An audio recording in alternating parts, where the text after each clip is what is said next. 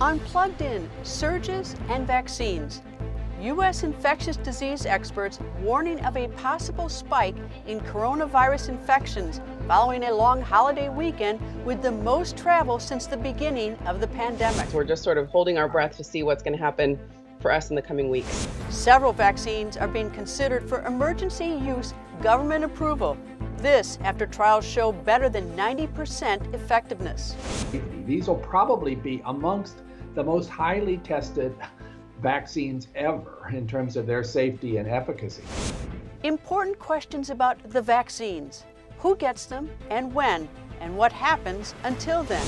Unplugged in surges and vaccines. Hello and welcome to Plugged In. I'm Greta Van Susteren, reporting from Washington. A surge upon a surge.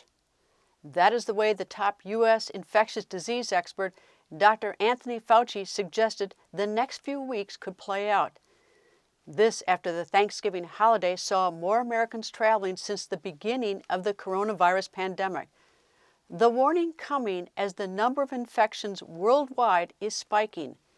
The United States is headed towards 14 million cases, 4 million more than any other nation. But there is good news. A vaccination is coming. The U.S. government's Food and Drug Administration is considering COVID-19 vaccines from two companies for emergency use. Pfizer and Moderna both say their vaccine is more than 90% effective. We begin our look at the prospect of COVID vaccines amid the biggest surge of cases with VOA's Michelle Quinn. Many Americans returned to work this week after taking time off for Thursday's Thanksgiving holiday. While many people chose to stay home for the holiday, others traveled and gathered with loved ones. Health officials and elected leaders are worried that may prompt greater spread of the coronavirus.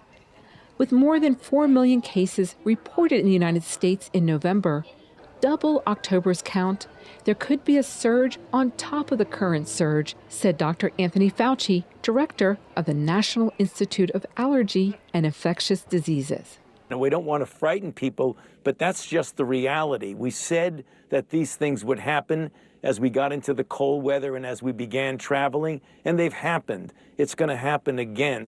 Facing an increase in cases, Los Angeles County, the nation's most populated, ordered new shutdown measures, including a 3-week stay-at-home order beginning this week.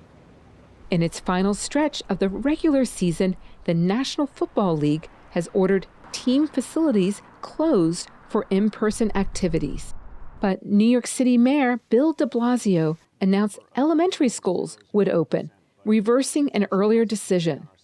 Officials have been criticized throughout the U.S. for allowing indoor dining and for bars to remain open while schools are closed. Medical experts have noted that young children don't spread the virus like adults do. So let's try to get the kids back, but let's try to mitigate the things that maintain and just push the kind of community spread that we're trying to avoid. And those are the things that you know well. The bars, the restaurants where you have capacity seating indoors without masks. Those are the things that drive the community spread, not the schools. With hope of a vaccination on the horizon, Fauci and other public health officials are urging the public to continue with safety procedures, wearing masks, avoiding crowds, keeping a physical distance from others. U.S. advisors chosen by the Centers for Disease Control and Prevention are meeting this week to decide how to distribute initial supplies of a vaccine once one receives government approval. Michelle Quinn, VOA News. The United States has invested billions of dollars through Operation Warp Speed, a Trump administration initiative to quickly develop a COVID vaccine. The National Institutes of Health is working closely with pharmaceutical companies during vaccine development and testing, establishing the COVID-19 Prevention Network to recruit volunteers for clinical trials. Since August 2009, Dr. Francis Collins has directed the National Institutes of Health. He is known for his extensive work in the field of genetics.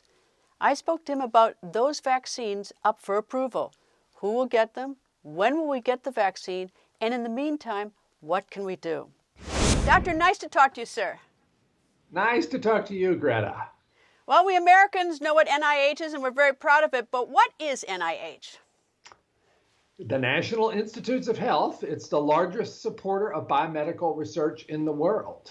Basically, everything that the U.S. is doing in terms of research in academic institutions, institutes, and our own intramural program is funded by the taxpayers through this budget. And I'm the director that's supposed to make sure it gets spent wisely. Everything from basic science to clinical trials, diabetes, rare diseases, cancer, and of course, right now, COVID-19. And that's what we are all about, $42 billion a year. And I suspect that NIH is also working on treatments, new therapies to fight this for the person who does get COVID. We are indeed, and that's an intense part of how I'm spending my time. And we've made some real progress there. We have the drug remdesivir, which is an antiviral that helps people who are quite sick in the hospital. We have dexamethasone, a steroid that also helps people who are the sickest of the sick in the ICU. And we have monoclonal antibodies developed from people who've survived COVID-19, basically purifying their antibodies that help them recover and giving them to other people, showing real promise, especially if you give those early to high-risk individuals. And we have other trials that are going on right now that may very well yield up other immunosuppressives or antivirals that can add to this.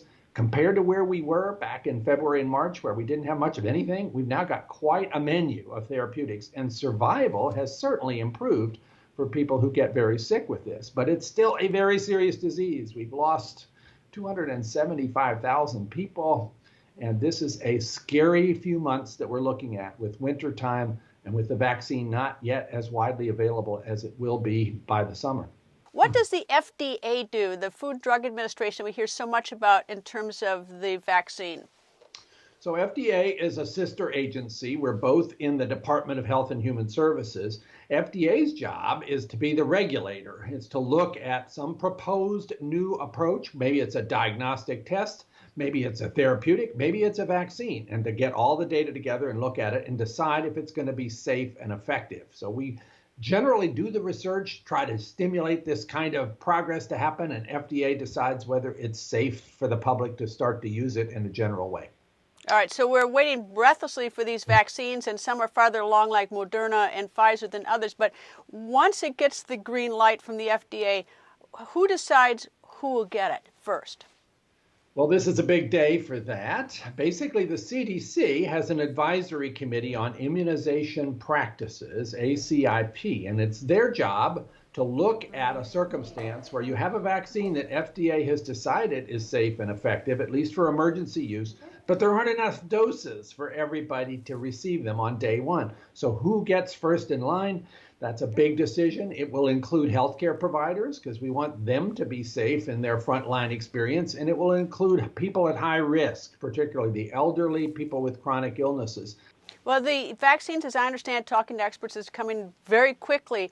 What has been the role of the U.S. government to sort of fast track? Has it gotten rid of some of the red tape, or has it provided more funds? Or what's the role of the U.S. government? It is astounding what's been done here, Greta, because traditionally it takes 8 to 10 years to develop a vaccine against a new pathogen. This has been done in less than a year. The U.S. government pulled all of the resources together to make sure the coordination was happening. Operation Warp Speed made it possible also to get rid of some of those long delays that oftentimes vex the process, where you go to phase 1 and then you have to wait many months before you go to phase 2. All of those things were synchronized in an unprecedented way, but not by doing any compromising at all on safety. These will probably be amongst the most highly tested vaccines ever in terms of their safety and efficacy. And the good news is the first two that are going to get looked at by FDA in the coming weeks look extremely good, with efficacy over 90%, which is better than most of us had dared to hope, and safety record that also looks extremely good. All right. Moderna and Pfizer, as I understand it, both have something called, the science behind it is something called messenger RNA. Are they very different vaccines or very similar? They're quite similar. Basically, messenger RNA is the part of a nucleic acid that codes for protein. And this is a very clever way to make a vaccine where you basically synthesize that messenger RNA that has the right information in it, inject that into muscle. Muscle goes, oh, I know what to do with messenger RNA. I'll make a protein. And so it does. And it makes the spike protein, which is the stuff that decorates the coronavirus. And those spike proteins, the immune system says, oh, no, you don't, and makes an antibody to them. And it's very quick. That's why Pfizer and Moderna are the first two out of the gate, because the messenger RNA approach can be started almost immediately upon the time the virus is isolated.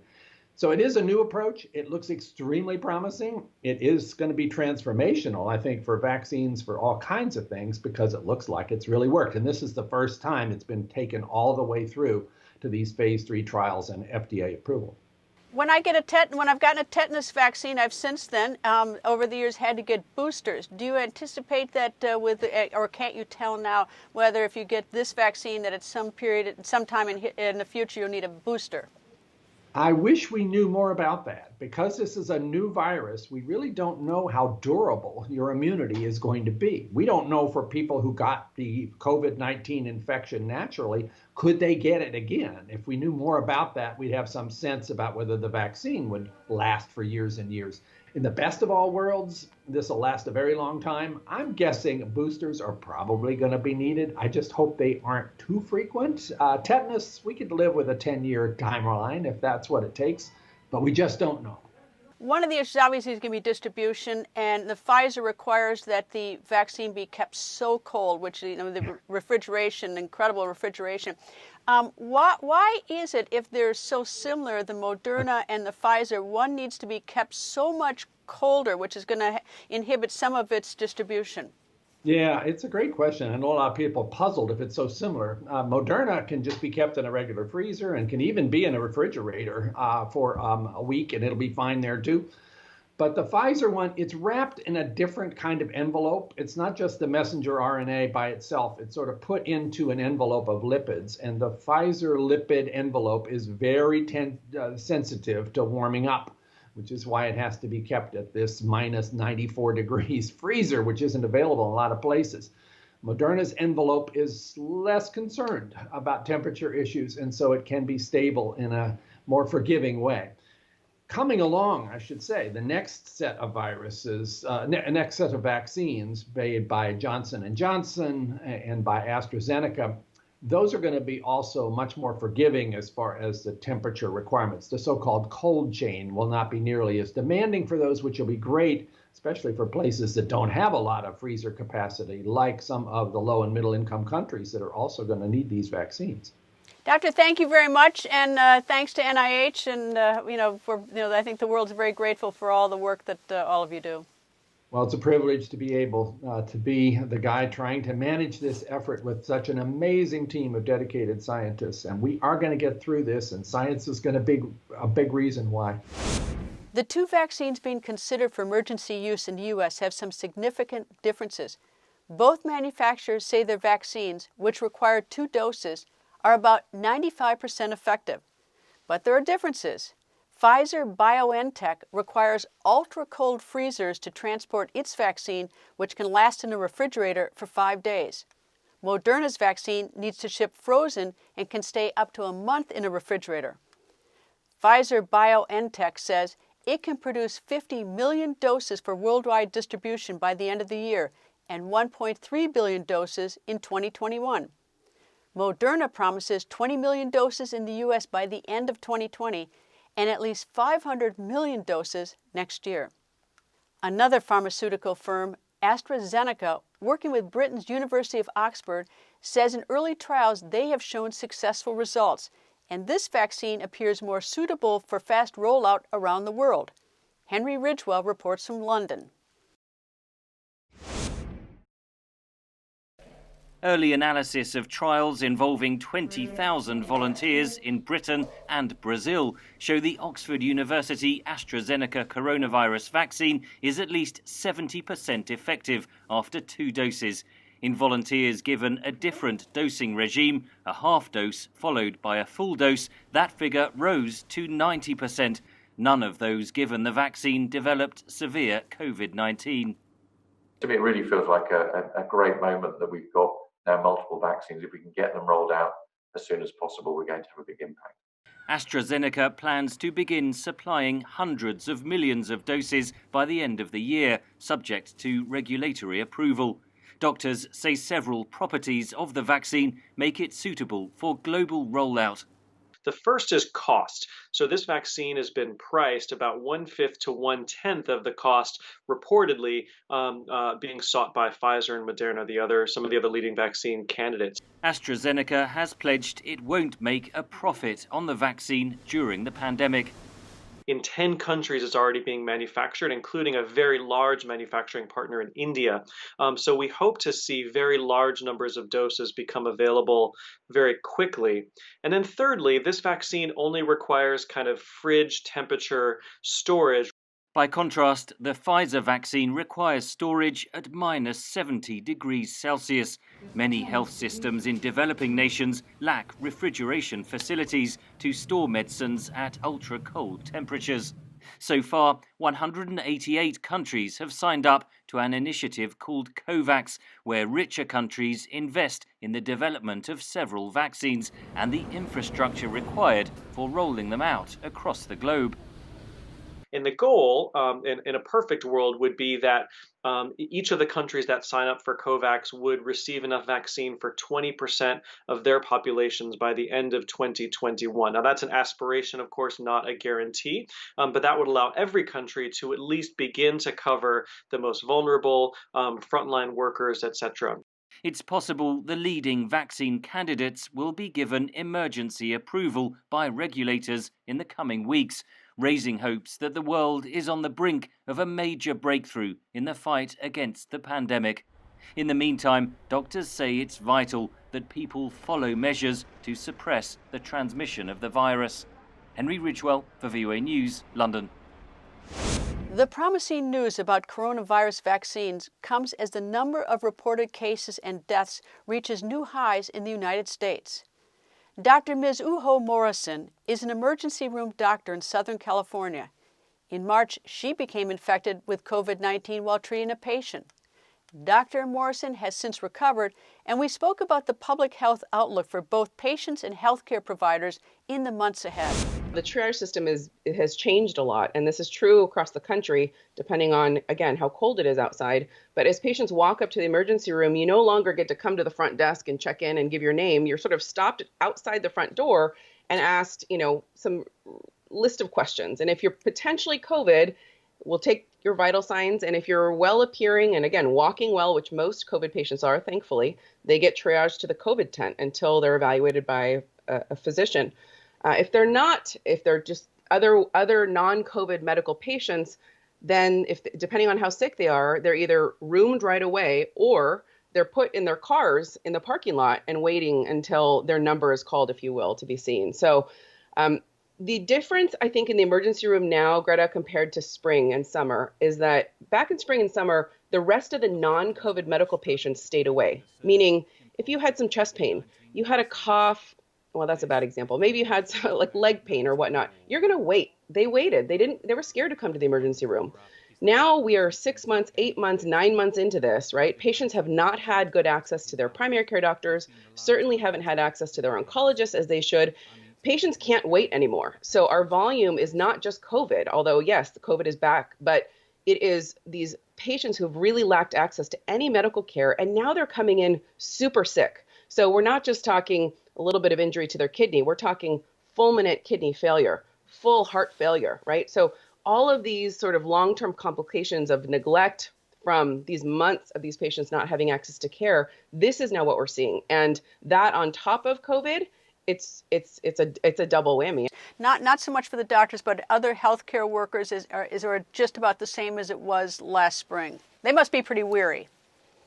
We're all tired. Everyone is weary. And to your point, it's not just the doctors. It's for sure the nurses. It's our technicians. It's the triage administrators. It's everyone from even the lab. I mean, right? They must be tired of running these PCRs and rapid tests and being exposed. I was working a Sunday night, and I went out to the tent, and I live in Southern California, Greta, where it's, we complain about it being cold and it might be 60 degrees. It's nothing like the Midwest or the East Coast. It was chilly that night. And for the nurses who are working 12-hour shifts out in the tents with, no heaters, it's cold. So I think those are new challenges. Everyone is tired, and we're just now sort of having this resurgence. And so I think it's fatigue at every level, emotionally, certainly, physically, for sure. And just like there seems to be no end to this. And yet, what can you do? We show up because we have to. Has the fatality rate come down? And I guess it's not because the virus has changed, but because, first of all, we've learned so much more about, but also it seems that younger people are getting it now, and they seem to be stronger. Yeah, that's such an interesting question. I was having this conversation. I'm on a text thread with about 8 of my, I would say forerunners in emergency medicine. And we were talking about why do we think the virus seems to be is it less virulent? I think that's one certainly possibility. Viruses are very smart. They can mutate very quickly. This is an RNA virus. We know that coronaviruses do this. And so for its own self-sustainability, if you kill off all your hosts, right, it's going to kill itself off. So they're smart. So they can downregulate and make themselves less virulent. So that's one possibility. The other possibility is, the highest risk patients, we have over 200,000 deaths. So those patients, is it potentially that the highest risk patients have already sort of succumbed to this illness, and now we're left with the remaining healthier patients? That's possible. I think for sure, like you mentioned, our treatment knowledge and actions, we've learned so much more. I think we know how to manage this a lot better, certainly multifactorial. What's interesting to me, though, Greta, is that why are there pockets and regions that are being hit hard? And then I think we have to think about, what is it about Detroit and Chicago versus certain parts of the West Coast and East Coast? Is it the weather? Is it the fact that people are, indoors more? What are those other variables that we maybe aren't quite putting our finger on?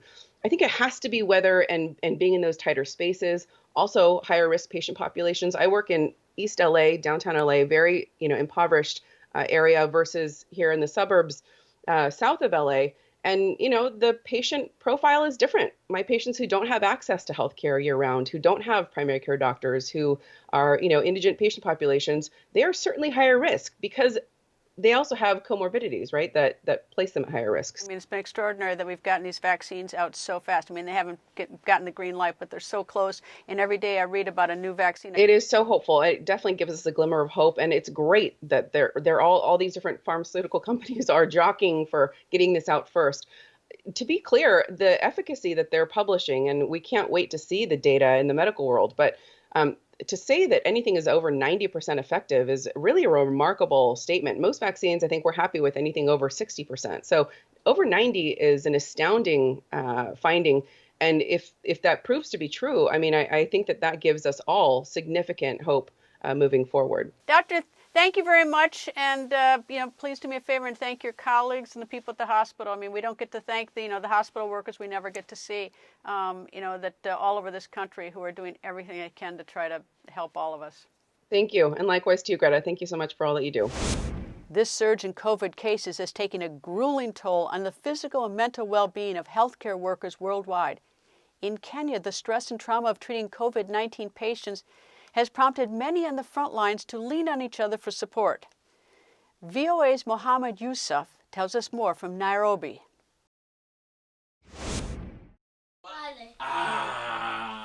John Moishohio is one of thousands of Kenyan medical workers treating COVID-19 patients. With the stress of the pandemic already on him, in late July he also tested positive for the virus. As a human being also, I'm also thinking aloud that I'm positive for COVID. What will happen next? What if death comes? And it's not easy. It is really a traumatizing state, and especially being out there. You cannot tell people because you don't know how people will take it. Moishohio is one or more than 700 Kenyan medical workers to test positive for COVID-19. A trained psychologist, he was so upset by the diagnosis, he had to seek counseling himself. He wasn't alone. On an August weekend, 50 medical workers from Tigoni Hospital Treatment Center attended mental wellness counseling sessions. We have been going through a lot. The schedules have changed. we have been very busy, and so having a day off where you're having fun, forgetting there's COVID, it was very, very, very, very, very rejuvenating. I feel a bit lighter. I feel like I'm very relieved. I feel like I have now gained the strength to continue with my daily duties. Like their colleagues worldwide, Kenyan medical workers have been working long hours to attend to patients infected with the virus. A lot of those small trauma end up piling up, and it can be really psychologically distressing. So we decided that we will come here and have a day of expressive therapy, debriefing, art therapy, bonding, and having fun and games. It was a day to make the health workers feel like they are loved and appreciated. With the pandemic ongoing, it is a day that these medical workers certainly needed. Mohammed Yusuf for VOA News, Nairobi. For some COVID-19 patients, the road to recovery is long, with lingering symptoms. It can include muscle pain and fatigue that can last weeks or months. VOA's Mariana Diallo has more on COVID's long-term impact on survivors. Many people who had serious cases of COVID-19 are dealing with its long-term effects months after leaving the hospital. In Barcelona, 56-year-old Pablo Aguilar is one of them. He spent 3 months at the hospital, 1 month in the ICU. It's been 5 months since he left the hospital. The truth is, I am surprised because I thought that at this point I would be walking better. The long-term effects that have remained, they are tremendous. I get tired. I have become afraid of going out in the street alone. I have a small dog. Taking the dog out I considered a big responsibility. I don't care. Aguilar is part of a group of COVID-19 survivors participating in a rehabilitation program in a Barcelona public hospital. Activities include exercises to strengthen muscle, improve balance, and aerobic capacity. Another participant, Eulalia Canella, a mother of 2 and a 49-year-old nurse, got infected while taking care of virus patients. She was never hospitalized but suffered from pneumonia and was bedridden at home for a month. In the summer, she thought she was getting better but noticed new symptoms popping up: hair loss, numbness in the hands, and muscle pain. Not a day goes by without a headache, she says. Recently, doctors discovered her lungs weren't working properly, hence affecting her kidneys. Your active time reduces itself to 3 or 4 hours a day. The rest of the time you must be on the sofa stretched out or resting. Dinner time comes and you must tell your kids, make yourself whatever you can because mother cannot get up from the sofa. Dr. Esther Marco oversees the rehabilitation programs Canella is part of. She also had COVID-19 in the spring, but unlike her patients, recovered quickly and is now back at work. We have 2 big groups of patients who are untrained from being in the ICU, for example, who get tired and have muscular pain and can feel like they're running out of breath even when they're resting. And then you have another profile of patients who have difficulty swallowing or difficulty speaking. Marco estimates some 15 to 20% of COVID-19 patients who were hospitalized will end up needing serious rehabilitation. Spain has the 6th highest number of coronavirus cases in the world, with more than 1.5 million people infected since the beginning of the pandemic. Mariama Diallo, VOA News. That's all the time we have. Thank you to my guests, NIH Director Dr. Francis Collins and Dr. Mizuho Morrison from the USC Medical Center. Stay up to date on the coronavirus pandemic with our special section at voanews.com/COVID and follow me on Twitter @Greta. Thank you for being plugged in.